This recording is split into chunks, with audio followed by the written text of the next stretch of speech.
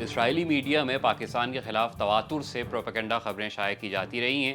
تازہ واقعے میں اسرائیلی میڈیا پاکستان پر الزام عائد کر رہا ہے کہ وہ فلسطین کی فوج کے قیام میں اس کی مدد کرتا ہے۔ کئی اسرائیلی میڈیا آؤٹلیٹس نے دعویٰ کیا ہے کہ ان کی مشترکہ تحقیقات سے یہ بات سامنے آئی ہے کہ فلسطینی اتھارٹیز ایبٹ آباد میں قائم پاکستان ملٹری اکیڈمی کاکول سے فلسطینی نوجوانوں کی تربیت کروا رہی ہیں۔ یہ تحقیقات قول یہودی، جوئش وائس اور اسٹرگل فار ایوری ڈونام نامی اداروں نے کی اور گزشتہ دنوں پہلی مرتبہ چینل 14 سے نشر کی گئیں۔ رپورٹ کے مطابق حالیہ برسوں میں کم از کم 12 فلسطینی سیکیورٹی اہلکاروں نے پاکستان میں 2 سالہ تربیت مکمل کی ہے۔ چینل 14 کے مطابق یہ تربیت بختربند گاڑیوں، آرٹلری، سنائپنگ، شوٹنگ، پیراٹروپنگ اور دیگر شعبوں میں کروائی گئی ہے۔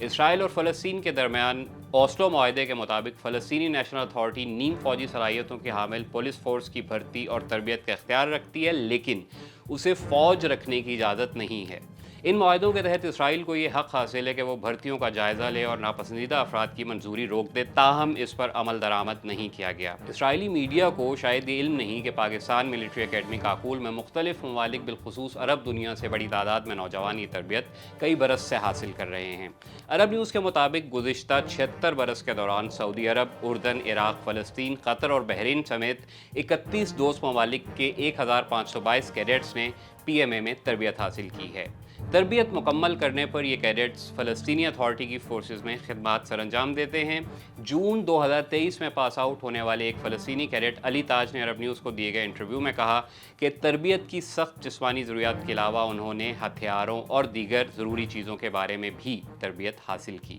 ان کا کہنا تھا کہ میں بہترین تربیت حاصل کر رہا ہوں، جب میں واپس جاؤں گا تو دوسرے ساتھی فوجیوں سے مختلف ہوں گا، میں اپنے ملک کی خدمت کروں گا اور اپنے ملک کے لیے بہترین کام کروں گا، جو کچھ یہاں سیکھا وہ میں آگے دوسروں کو سکھاؤں گا۔ اسرائیلی میڈیا کے مطابق اس تربیت کا ایک اور خطرہ سیاسی نوعیت کا بھی ہے۔ انہیں ایسا لگتا ہے کہ یہ تربیت ایسی فوج کا بنیادی ڈھانچہ قائم کرنے کی وجہ بن سکتی ہے جو فلسطینی ریاست کو تسلیم کرنے کی صورت میں باضابطہ طور پر کام کرنا شروع کر دے گی۔ اسرائیلی رپورٹ میں ایک دلچسپ بات یہ تھی کہ قول یہودی تحقیقات سے سامنے آیا کہ اسرائیلی فوج کی سینٹرل کمانڈ نے پاکستان میں فلسطینی سیکیورٹی اہلکاروں کو ملنے والی تربیت کے بارے میں کبھی نہیں سنا اور نہ ہی وہ اس سے نمٹنے کی تیاری کر رہے ہیں۔ تاحال ان اسرائیلی رپورٹوں پر حکومت پاکستان، وزارت خارجہ یا پاکستان فوج کا کوئی رد عمل سامنے نہیں آیا ہے، لیکن پاکستان کا موقف ہمیشہ یہ رہا ہے کہ وہ اپنی بین الاقوامی ذمہ داریاں عالمی قوانین کے تحت ادا کر رہا ہے۔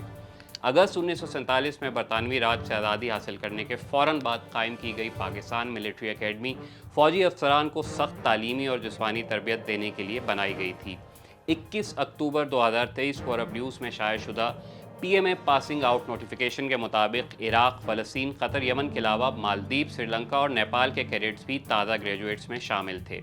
آئی ایس پی آر کے مطابق یہ پاسنگ آؤٹ تقریب 148 long course, 67 integrated course, 35 technical graduate course اور 22 لیڈی کیڈٹ کورس کیڈٹس کے لیے پی ایم اے کاکول میں منعقد کی گئی تھی۔ 17 جون 2023 کو عرب کیڈٹس کی تربیت کے بارے میں عرب نیوز پاکستان کی شائع شدہ خبر کے مطابق پی ایم اے کے کمانڈنگ آفیسر میجر عالمگیر پرویز خان کا کہنا تھا کہ تربیتی کورسز میں غیر ملکی کیڈٹس کی موجودگی تربیتی ماحول میں نئی جہت کا اضافہ کرتی ہے اور دوست ممالک کی افواج کی مستقبل کی قیادت کے درمیان ثقافتی تفہیم اور تعاون کو فروغ دیتی ہے۔ اسرائیلی خبر میں ایک الزام یہ عائد کیا گیا ہے کہ یہاں تربیت حاصل کرنے والے اکثر فلسطینی نوجوان دہشت گردی کی حمایت کرتے ہیں۔ اس کا عجیب ثبوت وہ یہ بتاتے ہیں کہ ان نوجوانوں کا تعلق ایسے فلسطینی علاقوں سے ہے جہاں مبینہ طور پر دہشت گردی کی حمایت کی جاتی ہے۔ سوال یہ ہے کہ کسی علاقے کا مبینہ تاثر اور اس علاقے سے کسی شہری کا تعلق کیا وہاں موجود ہر انسان کو دہشت گردی کا حامی قرار دینے کے لیے کافی ہے؟ 17 جون 2023 کو میجر عالمگیر خان نے عرب نیوز سے گفتگو میں کہا تھا کہ پی ایم اے ایک منظم نصاب پر عمل پیرا ہے جہاں نظریاتی علم کو عملی مشقوں اور فیلڈ ٹریننگ کے ساتھ ملایا گیا ہے، اور پی ایم اے زندگی کے مختلف پہلوؤں میں جامع تربیت فراہم کرتی ہے جن میں کردار کی نشو و نما، قائدانہ صلاحیتوں میں دانشورانہ اضافہ، جسمانی تندرستی اور جنگی تیاری شامل ہیں۔